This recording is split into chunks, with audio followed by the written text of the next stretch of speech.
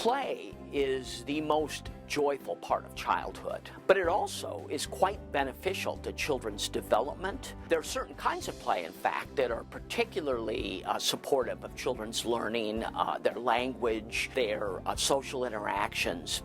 The TIMPANI Toy Study is a scientific investigation of those toys that are particularly powerful in supporting children's learning and development. For this year's study, we looked at 10 different toys that represented the various kinds of play materials that you would see in a preschool classroom. So we made sure that we had construction toys, dramatic play toys, art materials, toys that were more sensory in nature, puzzle-like toys, and replica toys. And then we had 4 student researchers who would record the children playing with the toys from a separate video recording room. The toys were brought into each of the 4 classrooms, and they were in there for 10 days, and they were recorded for 2 days in each classroom. And when they were in the classroom for that day, they would be recorded for 30 minutes during free play time. Then from there we would go through the footage and use the TEPI instrument to code it. So we'd take 5-minute clips and we would score it from 1 to 5. The students coded almost 8,000 5-minute observations of play using an instrument that measures play quality. There were 11 items on that instrument, and those 11 items were broken down into different categories. We'd have multiple people coding each period of 5 minutes, so we could establish some reliability to know that we were all coding essentially the same way. So we entered the data into SPSS, and from there we analyzed it. There were significant differences between quality of play among classrooms and among the toys as well.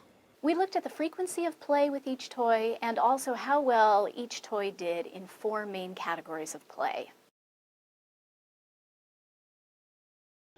The first criteria was thinking and learning, to see if you could see that the child was really thinking as they were playing with the toy. While children are playing, if they're actively engaged in constructing new knowledge, building on their schema. Johnny? No, I can do it. I think this plum. It's a plum. A plum. We looked to see if children were problem solving, so they were trying to figure out how to fit puzzle pieces together or trying to do something more above and beyond. And also that they're curious about it, so asking questions about maybe the purpose of the toy or maybe even proposing different things that they could do with the toy. I mean the queen. The highest scoring toy in the thinking and learning category was pies. It's a plastic pie that's probably the size of an actual pie, and you can take it apart. It's a cardboard wheel that you can put on the bottom that will split the pie into sections of different ways to sort the pie. And then there are multiple different fruits, all in different colors. Purple. They could sort them by color or put so many in each of the 5 different sections of the pie. They had to think about what they were going to do for it. Another toy that did almost as well in this category was a plastic set of animals. How are we going to find the T-Rex in this mess? Children demonstrated a lot of in-depth thinking when they were playing with the animals. These 2 boys were playing with the animals, and they grabbed a book. They were building on their knowledge of dinosaurs because they were going through and classifying the dinosaurs that they had in their hand with the ones that were in the books. All right, Joe, there he is. That's called a Brachiosaurus. A lot of times we saw children sorting them into which animals lived where and what the animals did. Social interaction is when we're looking to see if the children are interacting with their peers, as well as working collaboratively on the cooperative or associative level of play. What's your favorite color cupcake in mine? Pink. Okay, let's share the pink. Whether or not they're playing by themselves, demonstrating parallel play, or solving problems peacefully with their peers. We had several toys that did well in this category. One of them was pies.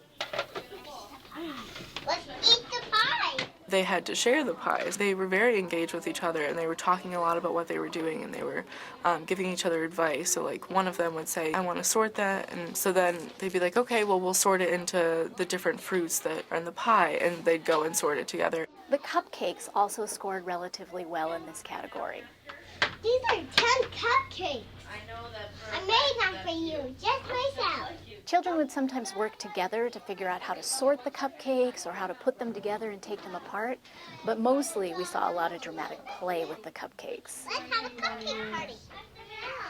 But the animals was the highest scoring toy in social interaction. Children engaged in elaborate play scenarios with their peers.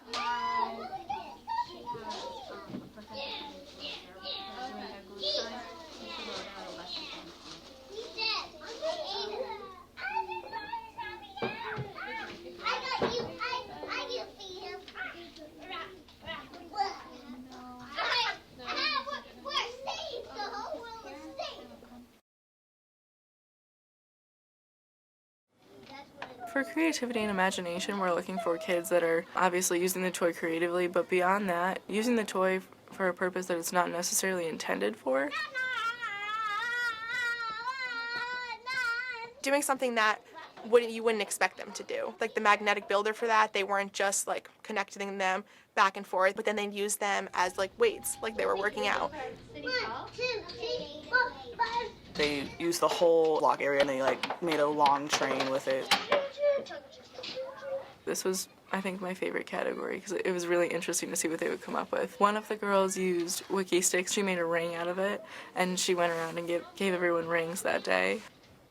2 toys scored fairly highly in this category. The first was the animals. And we need some animals for the city and trees. Yeah, I want giraffe. For the city, and we need, don't forget the trees, right? I think the animals is one that really scores high in that category because I think there's just so much to that toy. There's trees, there's rocks, there's seaweed, there's all different animals from the jungle, the ocean. They want to just make all different noises themselves and at one another and just create these scenes and using their imagination.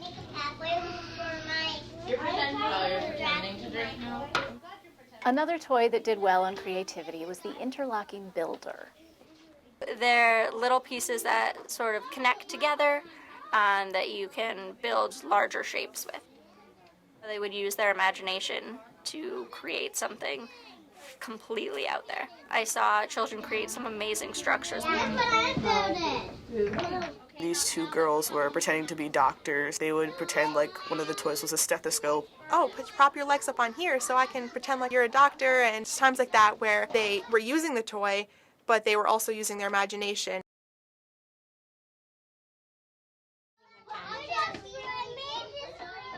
For verbalization, we're looking for students that are talking as they're playing, but also talking with their peers as they're playing. Where did the baby go? The baby will go in the river. We're looking for if the children are actively engaged in speech, either towards themselves, talking their thoughts out loud, or if they're talking a lot with their peers.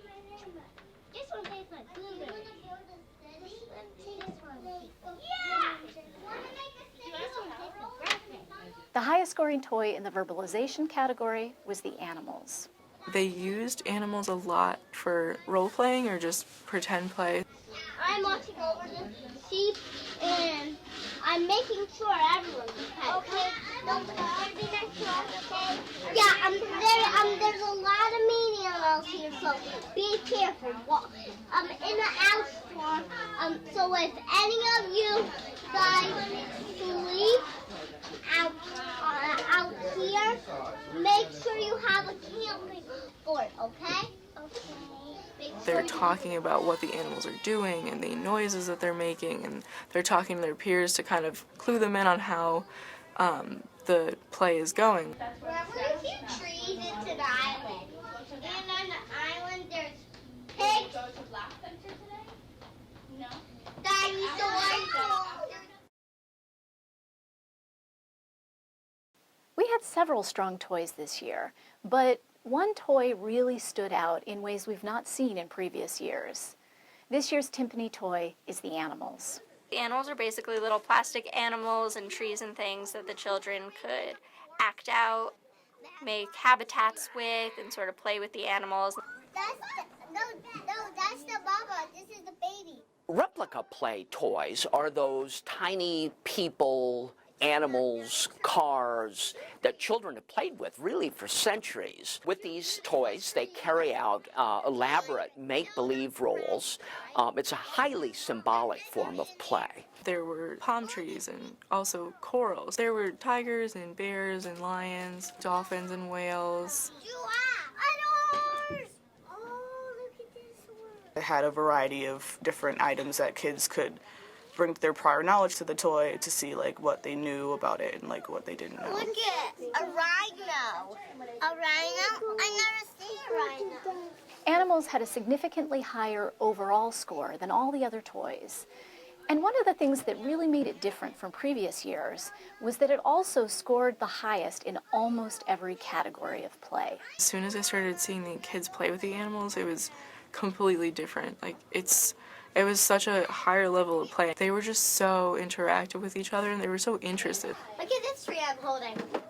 Whoa. Every time the animals was put into a classroom, kids did something different with it. They were creative. There wasn't a yes or no way to play. The children could do whatever they wanted with them. They could act out scenes in different habitats. Yeah, let's make an island safari, right? Yeah. They could make a zoo. They could do all these different things, and there wasn't one right way to play. It's an open-ended toy, and the kids can put their own knowledge and their different, their schema into the toy. I got another barracuda. Kids can show their knowledge about it. That's not a barracuda, Lily. That toy stood out. There was so much to the animals that, I don't know, it was exciting. It was exciting just seeing what the children would do with that. I believe that replica play is a bit more symbolic than other forms of make-believe or pretend play. I think that when children are playing with these toys, they have to do something beyond just becoming a make-believe character themselves. They actually have to project themselves into a little person or the driver of a car. And so this takes what some researchers call a greater symbolic leap from reality to, the make-believe play theme. Animals was the highest scoring toy for both boys and girls. It was the highest scoring toy among Latino children, and it was one of the highest scoring toys among Caucasian children. It also performed well for children from all socioeconomic backgrounds. So it really was a toy that did well for all children. The findings of this study will inform teachers who are making important decisions about the toys to include in their preschool classrooms. This year, I think one implication is that teachers might think about including some of these replica play toys and observing and supporting children's play with them. I think it's important to have a variety of materials, not just include one type, so that it can help children of all types of learning. Include materials that would help students engage in high thinking and creativity with toys. I just saw so many important life skills that were being taught as students were playing with each other, and I think that those need to be fostered even as they get a little older. There's so much impact their play, whether it be the teachers coming in, other children. When the children were able to play without any interference, that's when they were really able to express themselves fully. Pay attention to what your children are interested in and what their abilities are, because different toys bring out different aspects of a child's learning. So they may really encourage kids to be creative and try something new, or really help kids to learn how to problem solve and to learn how to fit things together. Every year, the TIMPANI study really helps us understand the importance of observing what children are doing. That careful observation of how children play with toys, seeing which toys are inspiring the highest quality play, that's the work of preschool teachers.